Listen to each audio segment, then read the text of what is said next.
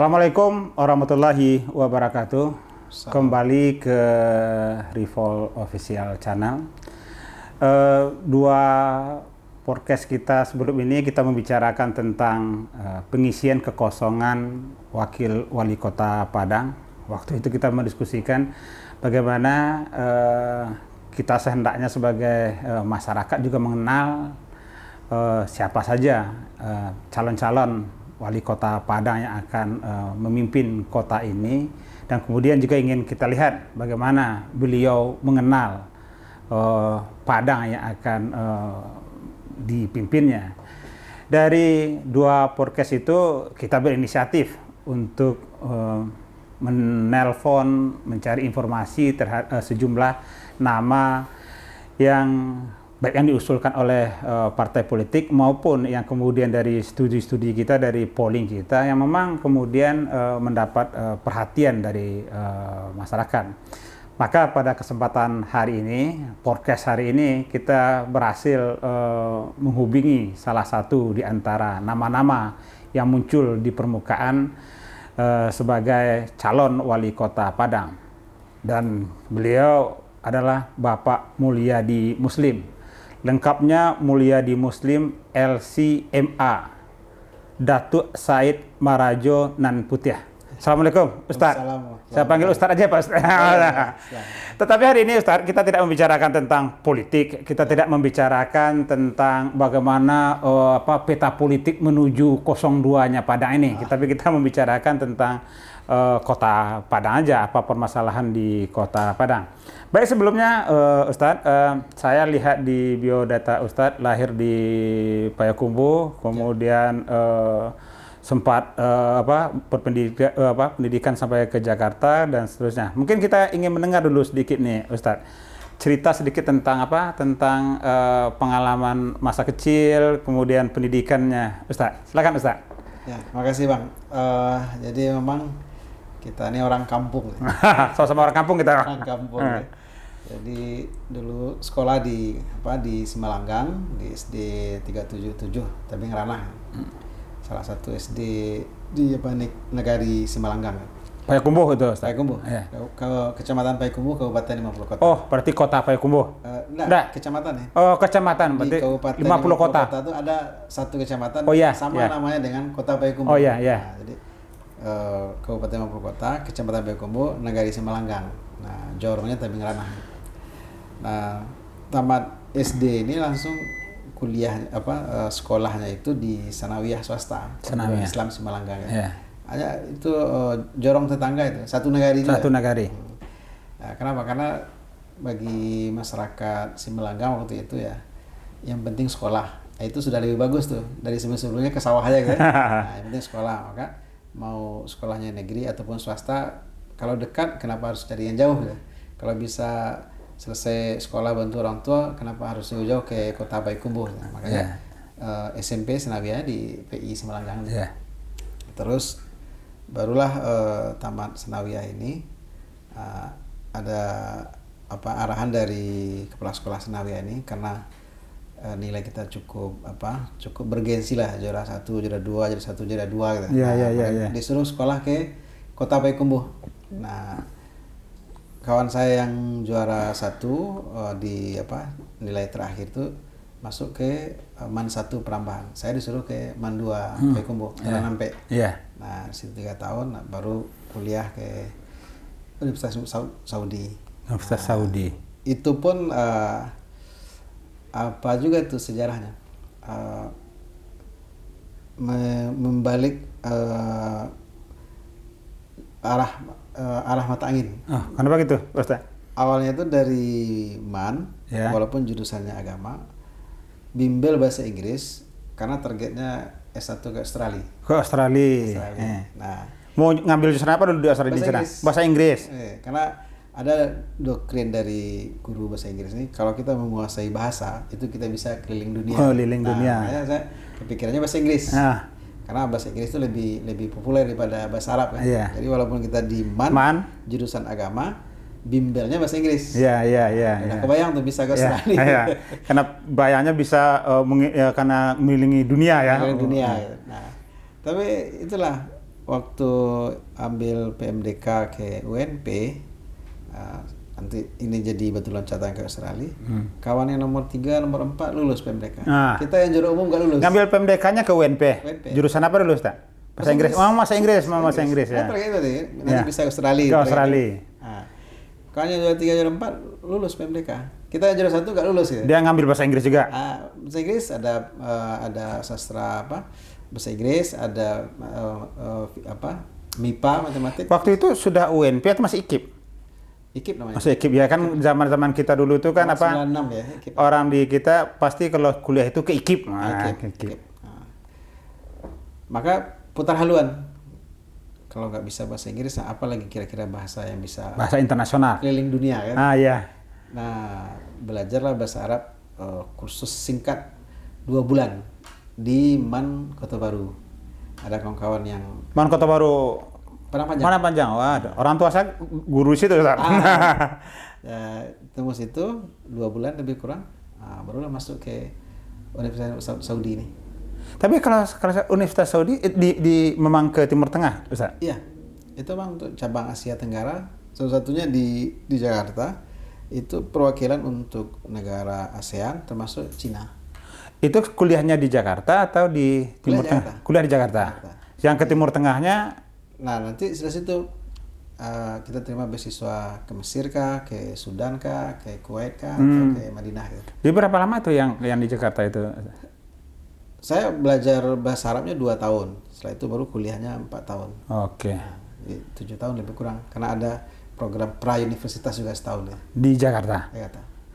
Nah, selesai dari kuliah ini, pulang, nah gabung dengan kawan membuat pesantren.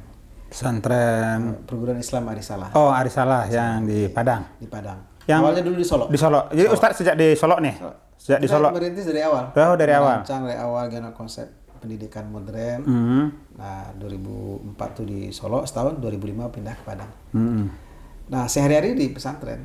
Jadi memang sejak mulai mengecap pendidikan tingkat dasar sampai selesai S1 pulang buat pesantren. Dunianya dunia pendidikan. Dunia pendidikan. Nah, ngambil S2, setelah itu ya urus lagi pesantren. Nah, sampai hari ini juga alhamdulillah Arisalah sudah punya lembaga pendidikan dari tingkat paling rendah TK sampai perguruan tinggi.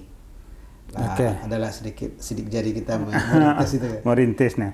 Nah, memang kalau kita lihat di kita sendiri kan ada menyebutkan Sumatera Barat ini memang industri otak. Ya. Dan sejarah pun menunjukkan seperti itu. Bagaimana tokoh-tokoh kita itu adalah tokoh-tokoh di dunia maju, karena dunia pendidikan. Merantau pun itu tidak hanya mencari ekonomi, tapi untuk mencari pengalaman. Pengalaman salah satu adalah bidang pendidikan. Nah, kalau melihat itu, menurut Ustadz sendiri, pendidikan kita di Sumatera Barat atau di Kota Padang khususnya hari ini, penilaian Ustadz gimana? Ya, setiap masa itu memang ada tantangannya ya. Yeah. Dulu misalnya kita batasi misalnya di era penjajahan misalnya. Yeah. Fasilitas pendidikan itu sangat terbatas ya. Tapi karena ada semangat idealisme melawan penjajah, cara melawan penjajah itu sudah sekian ratus tahun nggak bisa dengan senjata gitu. Yeah. Maka pilihannya adalah dengan lobby, dengan kecerdasan bernegosiasi dan itu ilmu pengetahuan kan. Yeah. Makanya anak-anak bangsa ini yang punya idealisme untuk membangun bangsa ini, mereka mau merantau sampai ke Belanda, ke Inggris untuk menuntut ilmu kan. Yeah. Setelah itu pulang memperjuangkan bangsa ini dengan bernegosiasi dengan penjajah kan. Yeah. Pasca penjajahan sudah mulai banyak fasilitas, tapi ternyata kan ekonomi morat-marit juga karena awal merdeka gitu. Nah, tapi yang bertahan dengan idealisme bahwa pengetahuan itu adalah modal untuk survive, bertahan hidup, banyak juga orang-orang hebat dari Sumbar nih muncul. Nah, di era Orde Baru sebenarnya sudah cukup bagus fasilitas itu. Nah, tapi karena sentralistik, akhirnya pendidikannya juga berpengaruh ya. Nah, di pasca reformasi juga demikian. Nah, ini karena Ustadz menyinggung nih masalah sentralistik.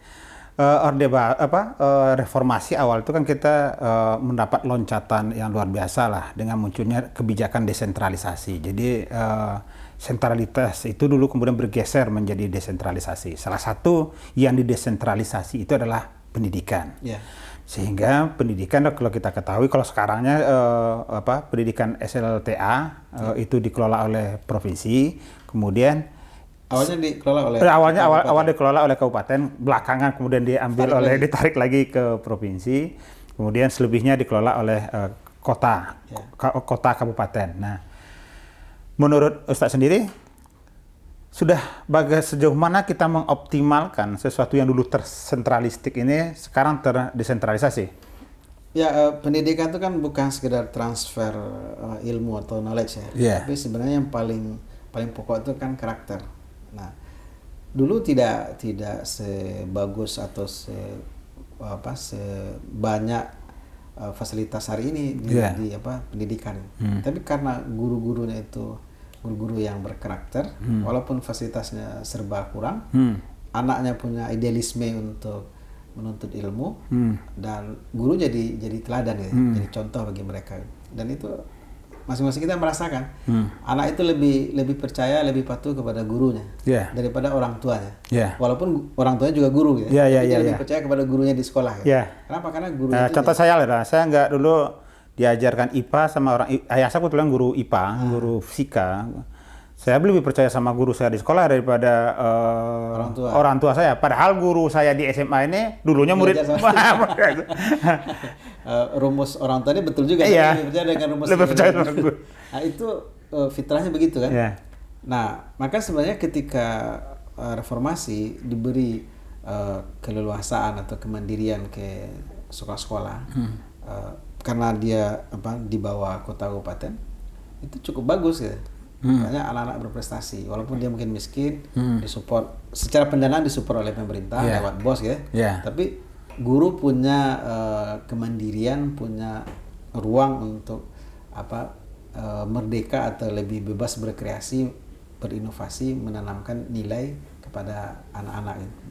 Tapi ketika berubah, ditarik lagi ke provinsi, dan ternyata kurikulum itu ini mohon maaf ya, apakah ini kesalahan di kita sebagai guru yang menilai atau memahami kurikulum, atau memang karena tuntutan dari kurikulum itu sendiri, seolah-olah kurikulum itu apa yang ditetapkan oleh pemerintah pusat harus seperti itu.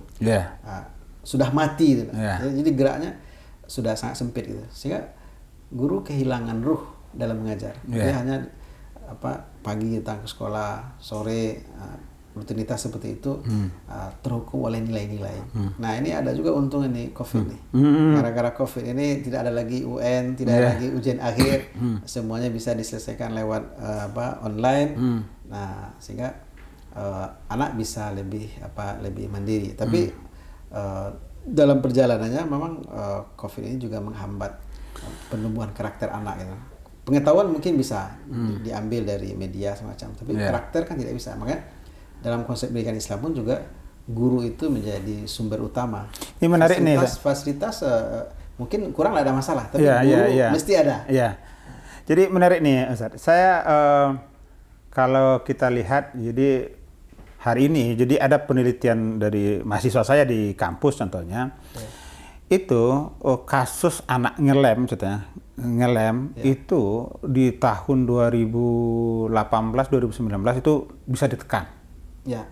Tetapi kemudian di 2020 itu meningkat. Padahal pandemik, semestinya anak-anak di rumah bisa dalam pengawasan orang tua. Artinya persoalan karakter ternyata hari ini memang lebih menjadi tanggung jawab sekolah dibandingkan dengan orang tua yang melakukan pengawasan di rumah. Nah, itu persoalan kita hari ini. Tetapi kalau kita kembali ke sekolah, contohnya adalah dalam pendidikan karakter ini, menurut Ustadz, apa yang paling penting untuk sehingga pendidikan karakter ini benar-benar penting ada hadir di sekolah? Karena ternyata rumah ternyata lebih menyerahkan pembentukan karakter itu ke sekolah. Salah memang, tetapi kan kondisinya seperti itu. Artinya sekolah betul-betul menjadi landasan pembentukan karakter siswa kita. Ya, itulah anomali pendidikan kita hari ini. Gitu. Secara teori pendidikan kita pakai pendapat pakar manapun pasti mengatakan rumah adalah sekolah pertamanya bagi setiap anak. Siap. Tapi yang tadi,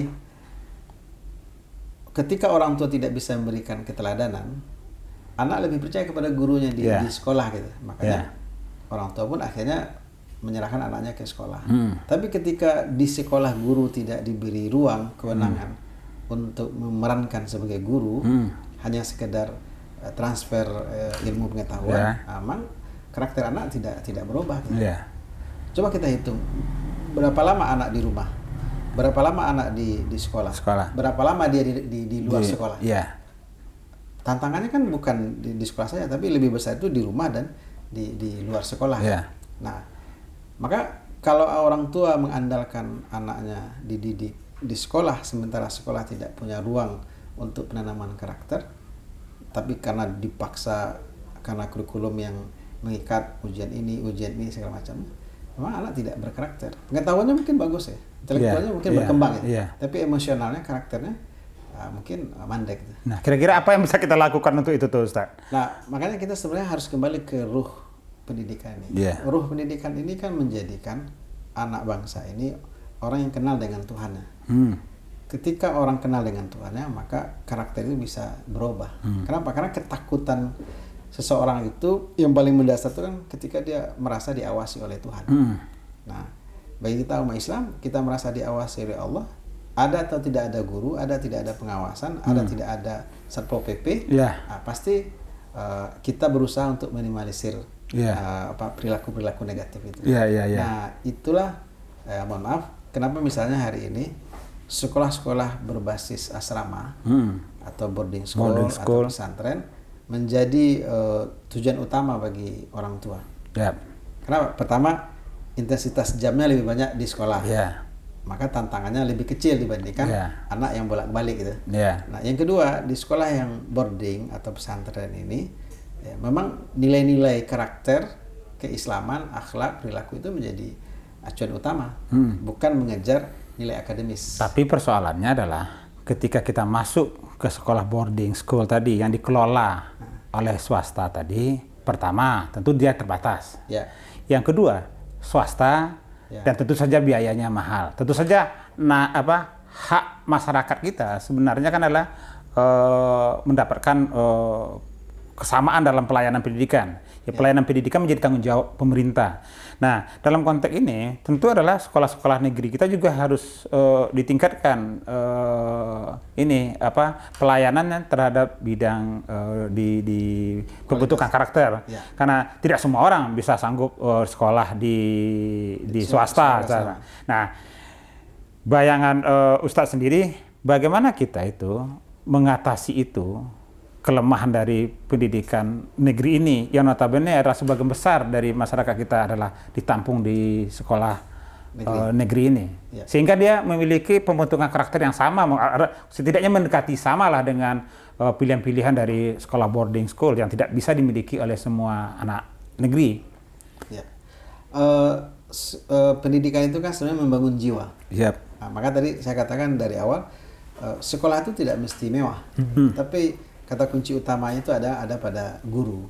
Nah, ketika guru memahami dia adalah contoh soko guru, teladan bagi anak didiknya, dia tidak terjebak dengan mengejar nilai-nilai akademis atau kognitif, maka kapan dan dimanapun kita harus berani menganggarkan biaya untuk penguatan, pembekalan, peningkatan kualitas guru, agar guru yang baru tamat ini ataupun guru yang sudah sekian lama mengajar tidak terjebak dengan rutinitas, tapi dia bertindak, berbuat, berpikir, mengajarkan sesuatu kepada anak itu yang menjadi target utamanya adalah perubahan karakter atau perbaikan perilaku. Kita misalnya, kenapa kita masih ingat dengan guru kita di TK atau di SD dulu? Kan bukan karena kehebatan dia mengajar, tapi karena perhatian, kepedulian dia kepada anak didiknya sehingga merubah karakter perilaku kita kan. Nah, hari ini kita harus akui, misalnya orang sudah sekian lama menjadi guru di sekolah, tapi dia terjebak mengejar sertifikasi, dia terjebak dengan rutinitas administrasi, dia terjebak dengan ini target ujian yang dibebankan oleh kepala sekolah karena tuntutan kurikulum. Makanya karakter anak tidak berubah atau berubah mungkin mohon maaf ke yang negatif gitu. Yeah, Kenapa? yeah. Karena tantangannya sudah berbeda dibandingkan 20-30 tahun yang lalu ya. Sekarang tantangannya Pak, dunia sosmed misalnya. Yeah. Ada di kamar masing-masing, ada di saku anak gitu. Yeah. Nah, tentu pengawasan orang tua ataupun guru terbatas. Maka yang paling krusial itu adalah ketika kita bisa berhasil menanamkan rasa diawasi oleh Allah Subhanahu wa taala. Itulah kajian tauhid atau akidah. Yeah. Nah, saya sejak 6 tahun yang lalu sudah ikut berkontribusi ke pemerintah Kota Padang ini, bahwa orang tua yang punya kemampuan lebih atau ekonominya memungkinkan untuk menyekolahkan anaknya di pesantren atau boarding, mungkin terbatas. Yeah. Nah, tapi negara punya kewajiban untuk menyelamatkan anak bangsa fakir miskin, terlantar, tanggung jawab negara. Tapi menyelamatkan anak-anak yang kurang mampu ini bukan dengan memperbaiki fisiknya sekolah. Memperbaiki fisik sekolah mungkin bisa sekali 10 tahun atau sekali 20 tahun. Tapi yang tiap tahun masuk kan anak. Nah, anak ini bertukar, tapi guru kan tidak bertukar. Guru ini bisa 20-30 tahun dia masih mengajar di sekolah itu. Makanya perbaikan kualitas pendidikan itu adalah pada guru. Ini saya ingat jadi ini nih, ceritanya film Laskar Pelangi yang sekolahnya gubuk, sekolah Muhammadiyah yang gubuk itu, kemudian siswanya justru lebih maju dibandingkan dengan sekolah yang ada di pabrik timah yang di situ. Itu kan bukan dongeng, itu kan dari fakta lapangan. Semua potensi anak dengan segala kelebihan dan kekurangan itu bisa dilanjutkan oleh guru, guru yang punya idealisme membangun karakter. Gitu. Nah, bagaimana cara menyediakan guru yang seperti itu, Ustadz? Guru yang kemudian yang memang mengajar dengan jiwanya, dengan idealisme dia. Padahal pada sisi lain kan dia juga butuh dalam kehidupan yang serba pragmatis sekarang ini. Ya, saya membaca undang-undang tentang guru dan dosen. Sebenarnya sertifikasi itu kan sebenarnya untuk memenuhi kebutuhan minimal materi kebutuhan guru atau dosen gitu. Tapi tidak melupakan tugas utamanya membentuk karakter gitu. Nah, sebenarnya kan di sini jadi masalah. Dulu guru tidak ada sertifikasi, maka tidak banyak hutangnya. Tapi setelah dia dapat sertifikasi, banyak hutangnya. Tapi sekarang guru dapat sertifikasi, tapi beban administrasi sekolah juga banyak, Ustaz. Nah, jadi kan hutang banyak, beban administrasi banyak, maka nggak ada lagi konsentrasi untuk pendidikan karakter. Nah, maka memang pilihannya ini harus ada gerakan bersama, pelatihan, pembekalan untuk guru dalam rangka mendorong apa tugas utama guru. Gitu. Kembali kepada sejauh mana pemerintahan daerah menyediakan anggaran untuk itu. Iya, jadi kita sangat apresiasi ketika ada misalnya kota kabupaten mengalokasikan anggaran lebih dari amanat undang-undang dalam rangka memperbaiki atau memotivasi guru. Karena yang kita kejar itu bukan nilai akademis, bukan kognitif, tapi perbaikan karakter gitu. Nah, sebenarnya sertifikasi itu sudah cukup kalau misalnya orientasi guru ini tidak orientasi duniawi gitu. Tapi kalau orientasinya duniawi memang berapapun dikasih nggak akan cukup. Nah, di pengalaman kita di swasta ternyata bisa. Ketika kita memberikan pembekalan secara rutin, memotivasi guru bahwa jadi guru itu adalah tugas yang mulia, lebih mulia dari tugas-tugas yang lain. Gitu. Apa buktinya? Sebab walaupun kita sudah meninggal, kalau kita memberikan ilmu yang bermanfaat, dipakai oleh anak, dia akan mengalir pahalanya. Nah, ini kan motivasi yang tidak bisa disampaikan sekali dua kali, tapi berulang-ulang.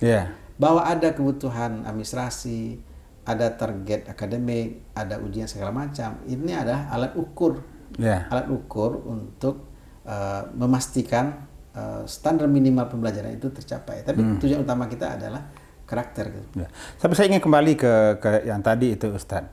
Artinya ketika di beberapa sekolah swasta bisa membangun karakter gurunya, sehingga ketika kita lihat guru di depan kelas itu sama karakternya ketika dia ada di luar kelas. Artinya sekolah bukan tempat dia berdramaturgi, tapi sekolah itu adalah sejatinya diri si guru itu sendiri. Tetapi ini kita mau masuk ke guru-guru negeri, sekolah-sekolah negeri, karena ini gimana satu sisi dia dibebankan oleh aturan yang memang berorientasi bikin ranking itu kan berapa nilai rata-rata sekolah itu. Tidak bukan seberapa terbentuk karakter siswanya, dan tetap saja itu yang utamanya ada di guru. Nah, sekarang saya mau, karena Ustadz punya pengalaman di swasta, di kurikulum VT banyak mengelola tentang pendidikan. Kabarnya di Muhammadiyah pun sekarang Ustadz di Muhammadiyah sendiri kan ini banyak bicara tentang memajukan pendidikan kita. Nah, bagaimana kita mentransfer itu ke sekolah-sekolah negeri kita ini? Saya yakin itu bisa ditransfer. Bahkan bisa lebih dari swasta ini. Kenapa? Karena swasta juga punya keterbatasan. Karena kebetulan saja mungkin biayanya agak lebih tinggi sehingga dia bisa mengejar target-target kualitas gitu. Di negeri sebenarnya resourcesnya lebih dari cukup. Nah, tinggal masalahnya semua perangkat ini dimainkan nggak atau difungsikan nggak secara standar minimal gitu. Misalnya gini, ada pengawas. Apa peran pengawas selama ini di sekolah negeri? Saya sudah pengalaman, seperti sampaikan tadi, 6 tahun yang lalu sudah masuk ke membantu Pemko Padang. Di bidang pendidikan itu saya fokusnya mengawal kualitas itu. Saya tidak begitu bangga ada program merehab gedung, fisik ini segala macam, tidak. Karena kata kuncinya itu di guru gitu. Nah, maka ketika dinas pendidikan bisa menganggarkan pelatihan, pembekalan, setelah itu kan harus ada rencana tindak lanjut. Harus buktikan. Kita pakailah minimal standar POAK, ada perencanaan, ada aktivitasnya, harus ada kontrol dan evaluasi. Nah, perangkat itu ada di negeri, ada pengawas. Kepala sekolah pun dengan aturan yang terbaru juga dikurangi beban jam mengajarnya. Berarti kan dia punya waktu yang cukup untuk mengawal bagaimana guru-guru di kelas itu tidak sekedar transfer knowledge, tapi juga menanam karakter. Maka seharusnya guru mengejar itu. Gitu. Masuk ya? Ya. Istirahat aja sebenarnya Pak.